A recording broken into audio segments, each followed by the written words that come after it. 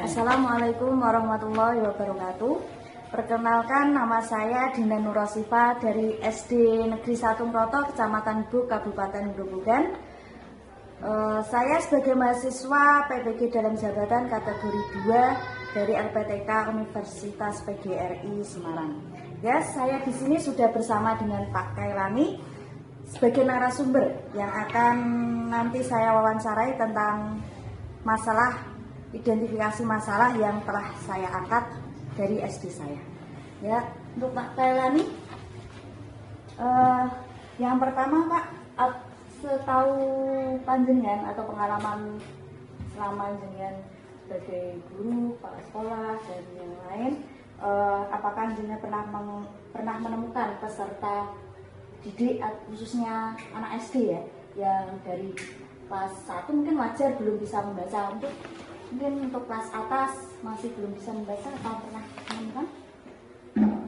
Selama ini banyak yang sudah saya alami dari beberapa SD yang sudah saya tekuni adalah untuk SD kita sendiri. Saya masuk di sini 2013 itu sering mengalami atau mendapatkan anak yang kurang bisa membaca. Ini disebabkan karena yang pertama adalah yaitu minat baca anak untuk masa sekarang ini adalah sangat kurang sekali.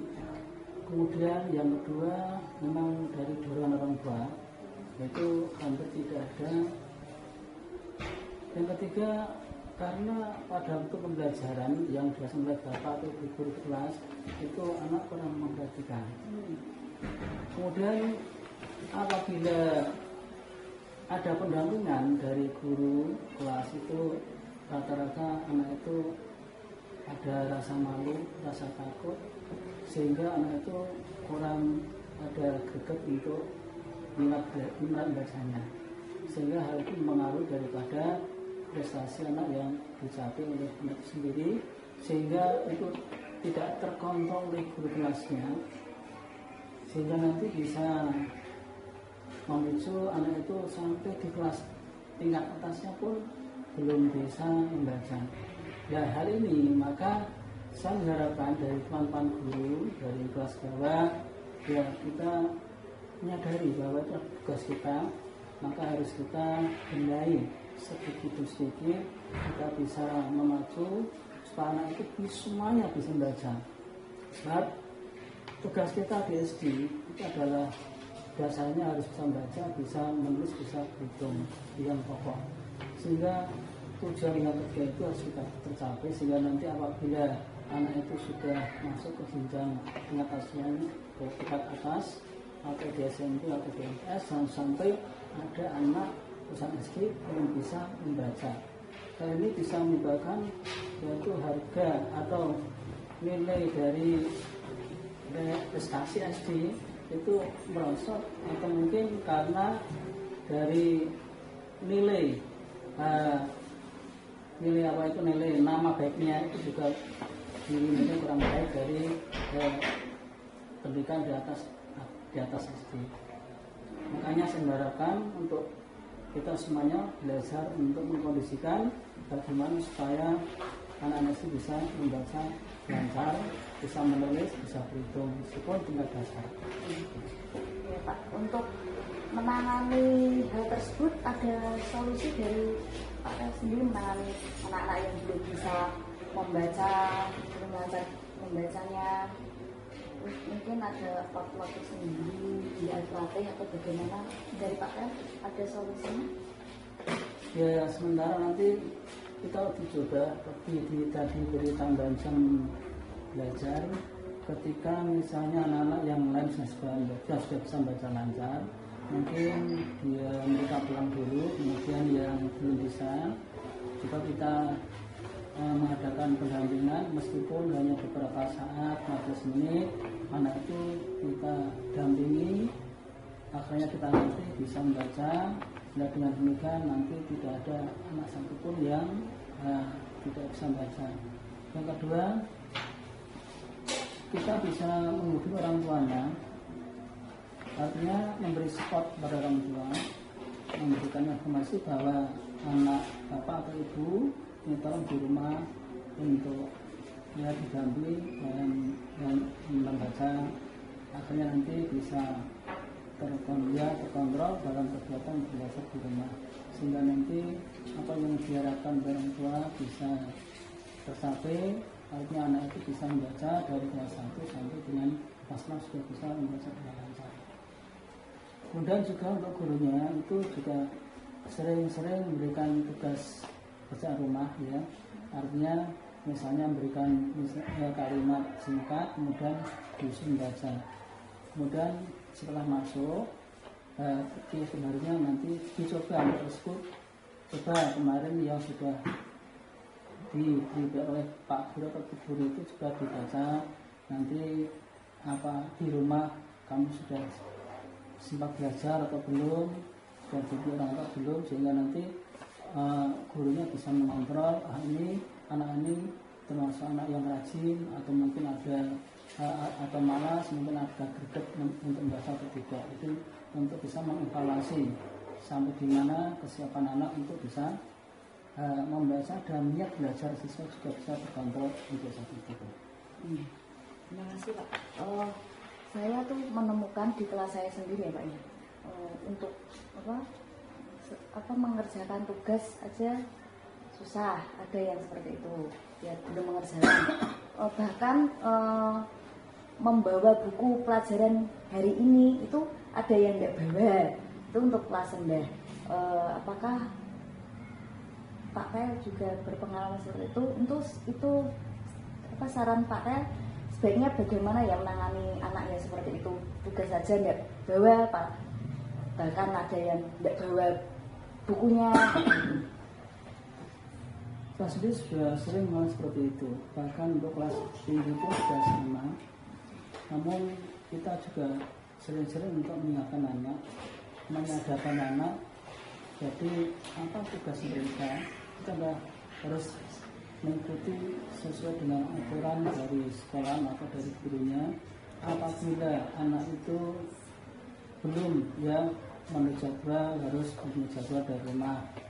Dan juga jadwal itu dibaca ketika sore harinya mungkin atau mungkin sebelum berangkat sudah terbaca jadwal, kemudian disiapkan seluruh pelajaran, bahkan nanti malamnya juga diingatkan untuk selalu membuka tugas-tugas yang mungkin belum dikerjakan, sehingga nanti anak sudah sampai sekolah itu sudah tidak merasa terbebani karena tugas belum dikerjakan.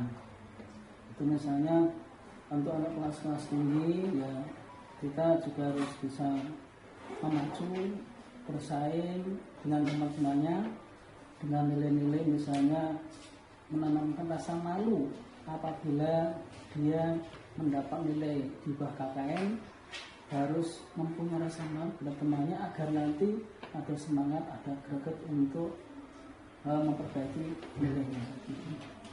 Untuk pertanyaan selanjutnya Pak, ini menurut Bapak nih, mengapa peserta didik ada yang kesulitan memahami beberapa materi abstrak, misalnya kalau di kelas rendah itu perkalian kan konsep dari penjumlahan yang berulang, 3 tambah 3 tambah 3. Kalau hanya seperti itu kan anak tuh hanya membayangkan, nah itu jadi anaknya tidak paham dengan apa yang disampaikan gurunya. Karena anak tersebut belum paham materi yang harus ada benda konkretnya, misalnya untuk kelas rendah. Untuk kelas tinggi apakah juga seperti itu, misalnya menjelaskan peredaran darah. Mengapa anak itu sulit memahami tentang materi seperti itu Pak? Ya, kita coba dari sebelum pembelajaran guru dituntut untuk mempersiapkan seluruh materi harus dikuasai, kemudian juga medianya disiapkan sesuai dengan konteks tema pada saat itu. Kemudian dalam penyampaian kita menggunakan bahasa-bahasa yang mudah dipahami anak, singkat, padat, jelas, tidak perlu kita menggunakan bahasa yang mulu-mulu, berdelik-delik sehingga anak malah jadi bingung. Kemudian untuk menerangkan sesuatu, misalnya harus perlu disandingkan dengan peraga, kita pun juga untuk menggunakan peraga, misalnya kelas rendah, misalnya perkalian kita menggunakan misalnya batu atau kerikil atau mungkin sodo, kita gunakan itu sehingga anak lebih mudah menangkap. Seperti itu. Kalau bisa menggunakan misalnya peraga, misalnya untuk perkalian, itu lawan dari pada pembagian, ya kita coba misalnya perkalian ya perkalian berpangkat itu sudah ada di kelas tinggi ya. Namun anak-anak harus mengetahui misalnya akar pangkat 2, akar pangkat 3 dan rumus untuk mencari hasil itu. Kita coba guru itu bisa membuat rumus yang paling mudah yang kira-kira bisa ditangkap oleh anak. Jadi tidak harus guru itu melihat cara-cara yang ada di mata saja, tapi guru bisa mengembangkan rumus itu sendiri dengan cara bagaimana supaya anak itu lebih mudah menangkap itu. Yang kedua harus dibarengi dengan adanya tadi alat peraga yang cukup dan memadai sehingga bisa memudah daya anak untuk bisa menyerap materi itu. Terima kasih. Selanjutnya dari pengalaman Bapak, apakah menemukan peserta didik itu dalam kelas semangat belajarnya rendah atau males-malesan gitu? Itu mungkin penyebabnya dari pengamatan Pak Ren, apa penyebabnya? Itu banyak faktornya ya. Di antaranya misalnya yang pertama anak itu karena tidak ada minat untuk ingin tahu. Kalau anak tidak ingin tahu pertama kali itu sudah bisa menyebabkan beberapa faktor sehingga mungkin malas belajar, mungkin malas bersaing dengan temannya. Maka seorang guru depan kelas itu harus tahu dulu. Jadi bisa menanamkan rasa ingin tahu pada anak dulu. Jadi bagaimana supaya anak itu ingin rasanya tinggi. Setelah itu kemudian guru bisa maju pada anak tersebut bagaimana supaya ada semangat untuk belajar dengan cara misalnya kita membuat apa itu agar memberikan hadiah, bagaimana anak yang mendapat nilai bagus kita beri misalnya jadi yang meskipun tidak tinggi nilainya, misalnya dikasih apa misalnya apa buku atau pensil sehingga anak itu akan ya ada niat, ada minat dalam hati itu, ada kesadaran untuk meningkat prestasi meskipun tidak dinilai dari yaitu harga atau hadiah yang mereka terima. Kemudian juga untuk dorongan orang tua pun perlu sekali, sebab namanya belajar itu tidak hanya tergantung daripada kesiapan anak sendiri atau gurunya. Jadi bagaimana menciptakan supaya anak itu ikhlas belajar, ikhlas sebenarnya belajar untuk mengikuti pelajaran yang bisa gurunya dan ikhlas, dan guru pun harus mengimbangi, guru juga harus ikhlas mengajarkan pembahasan pada anak. Jadi antara anak ikhlas, guru pun ikhlas. Sehingga dengan kedua-duanya ikhlas, otomatis nanti ilmu yang didapatkan dari anak sendiri, dari gurunya, itu akan menjadi berkah dan manfaat bagi di dunia maupun di akhirat, sehingga nanti dia akan berguna bagi dia sendiri, bagi keluarga, pada saudara, masyarakat, bangsa dan negara kita. Jadi itu yang ikhlas dulu. Kemudian untuk meningkatkan prestasi itu tidak lepas dari support orang tua.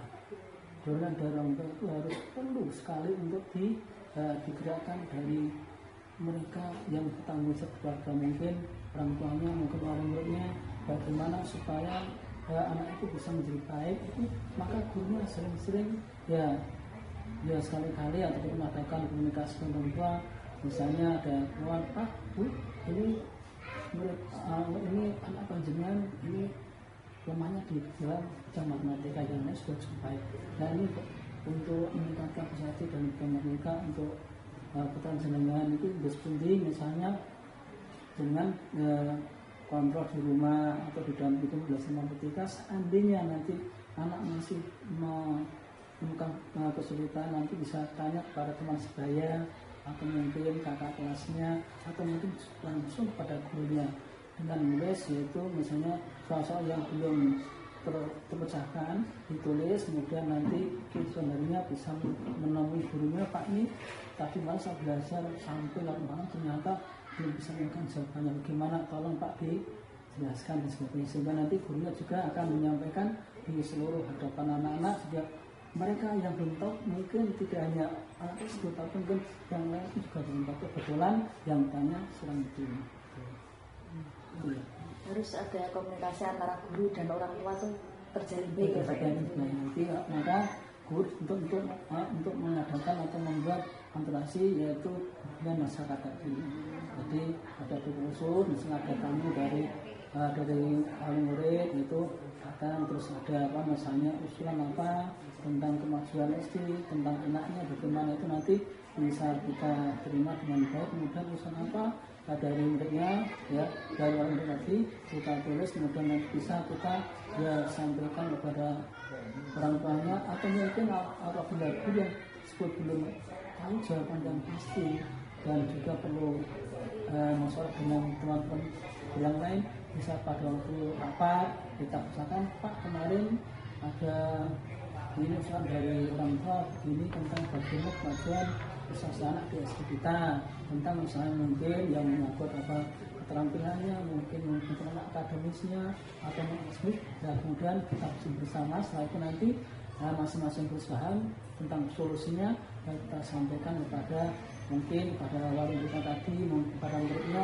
sehingga nanti bisa ya benar-benar bisa tercover apa yang diusulkan oleh orang tua tersebut. Untuk pertanyaan selanjutnya Pak,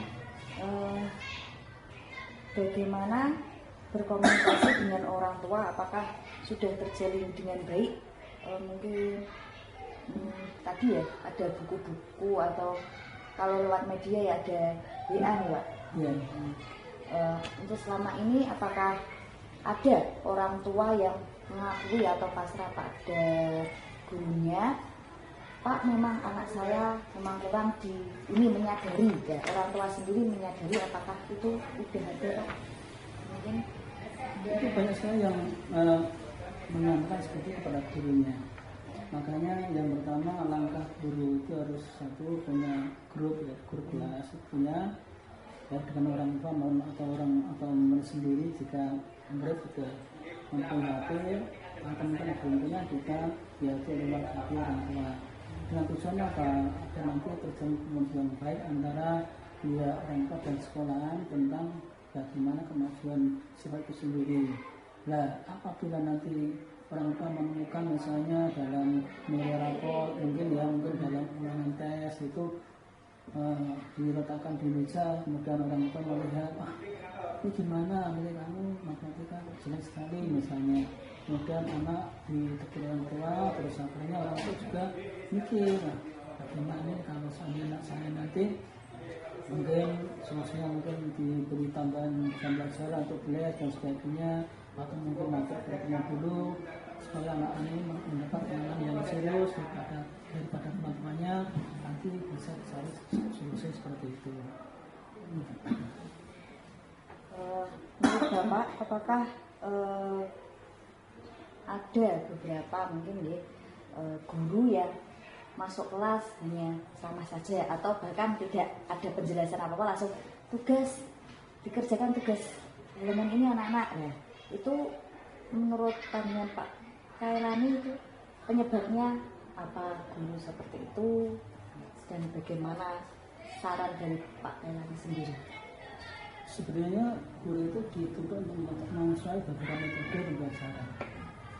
Jadi ada metode ceramah, ada tugas kelompok, ada masalah-masalah lama itu disampaikan, itu perlu ada istilah pembelajaran diskusi, itu perlu semua teori-teori pembahasan itu dimenguasai.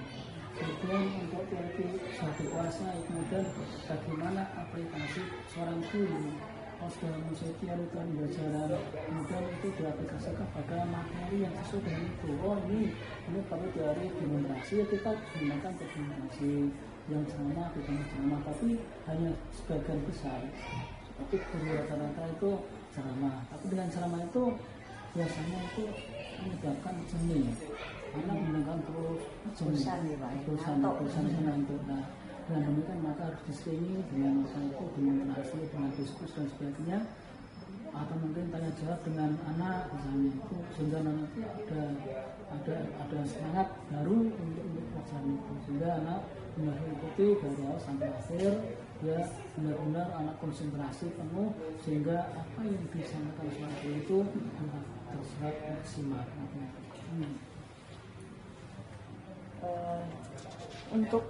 Untuk pemahaman soal HUT atau berpikir tingkat tinggi Pak. Untuk kelas tinggi mungkin sudah biasa ya untuk menjelaskan pertanyaan bagaimana, mengapa, itu kan mungkin sudah terbiasa. Untuk kelas rendah sudah agak kesulitan Pak untuk menjelaskan bagaimana. Mungkin ada pertanyaan mengapa, pertanyaan mengapa, bagaimana itu hanya menjawab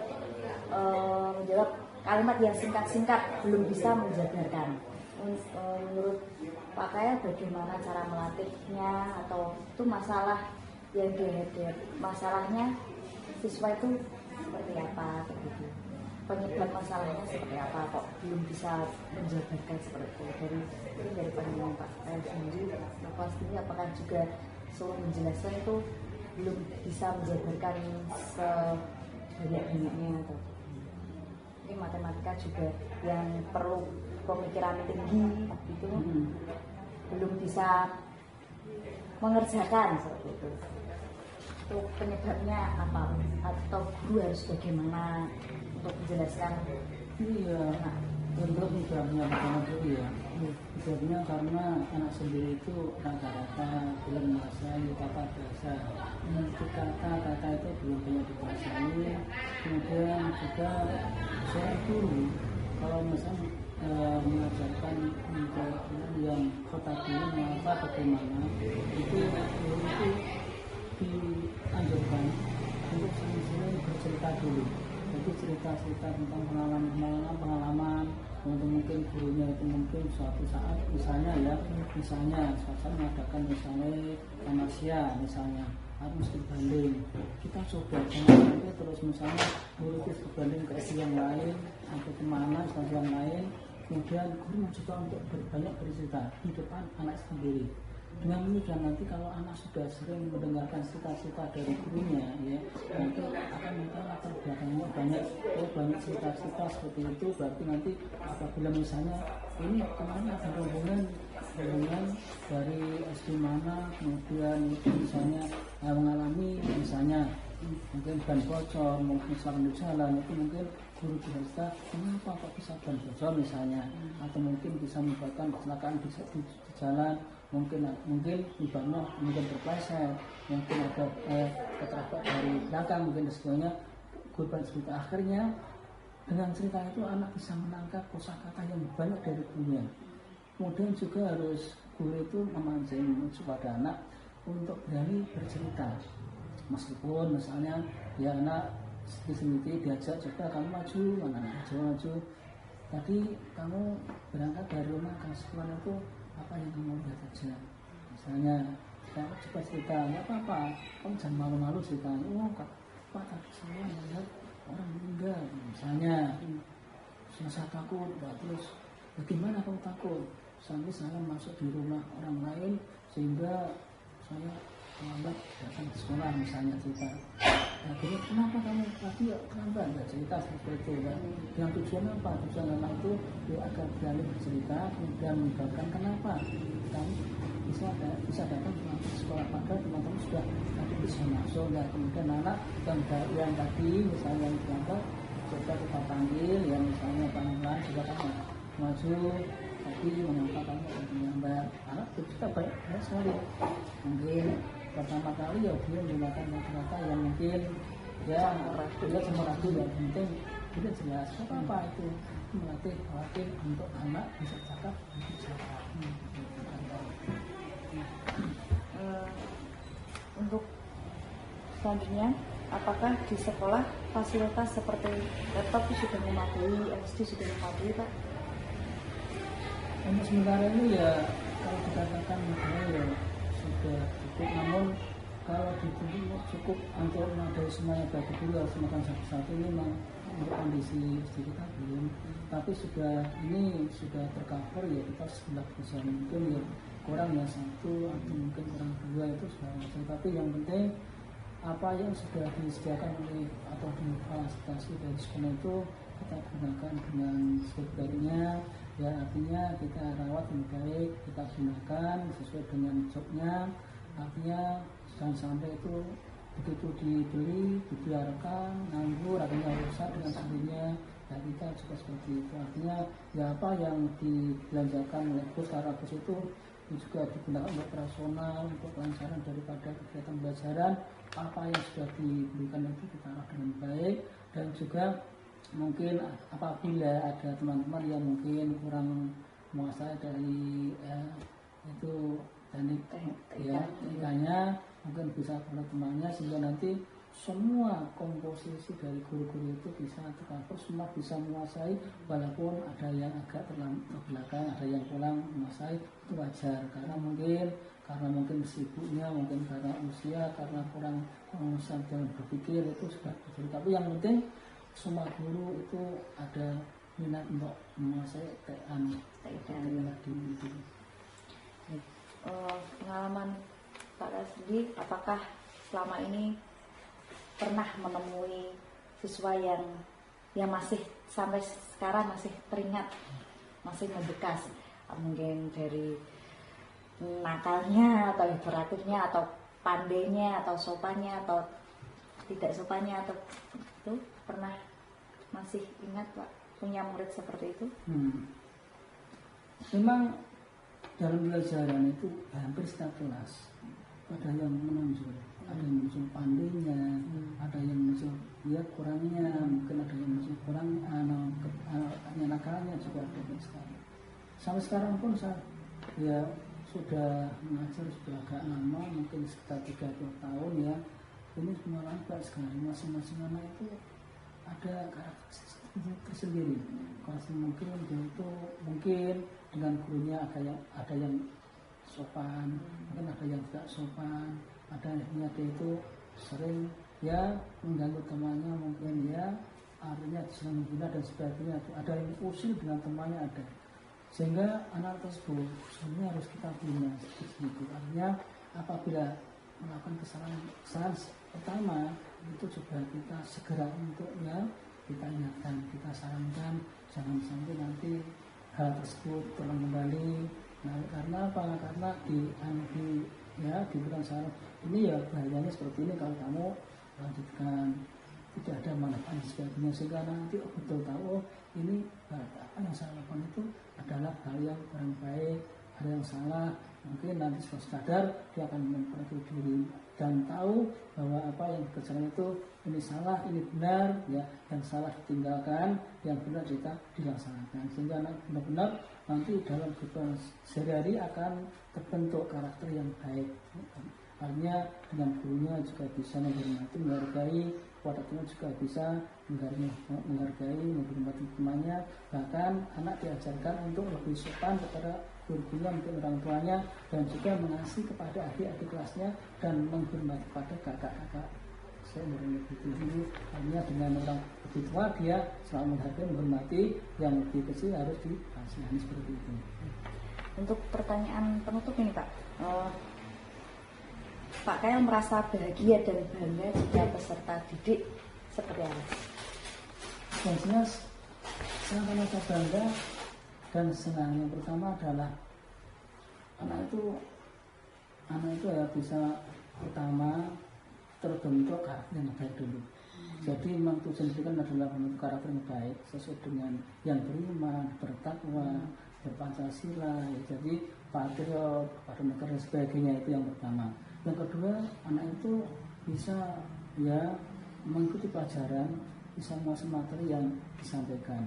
Yang ketiga itu apabila nanti sudah lulus ya, apabila anak itu ketemu dengan gurunya itu ya bisa salam dengan gurunya. Jadi jangan sampai anak tersebut misalnya sudah lulus, karena sudah lama terus dia wah cuek dengan gurunya misalnya, bisa jadi. Makanya kami bangga apabila punya murid yang belajarnya dulunya tekun ya, dia mempunyai nilai sekolah yang tinggi, kemudian juga dia ternyata setelah dewasa bisa ya menjadi orang yang sukses misalnya, mungkin dalam kerjaannya, mungkin dalam tata keluarganya juga bagus, harmonis, itu masalah bangga. Lebih-lebih kalau anak tersebut tetap menjalin silaturahmi dengan gurunya, artinya mungkin 1 tahun sekali pada waktu lebaran mereka datang ke rumah guru, ya kasih silaturahmi, nanti silaturahmi, kemudian mungkin ya saling maafkan sehingga nanti benar-benar terjalin hubungan yang harmonis lahir dan batin gitu. Terima kasih Pak. Ya sekian wawancara saya kepada Pak Kailani sebagai narasumber. Terima kasih ya, banyak masukan, banyak ilmu yang kita dapat dari Pak Kailani ya, karena pengalamannya ya sudah lama. Cukup sekian, terima kasih. Wassalamualaikum warahmatullahi wabarakatuh. Sama-sama ya.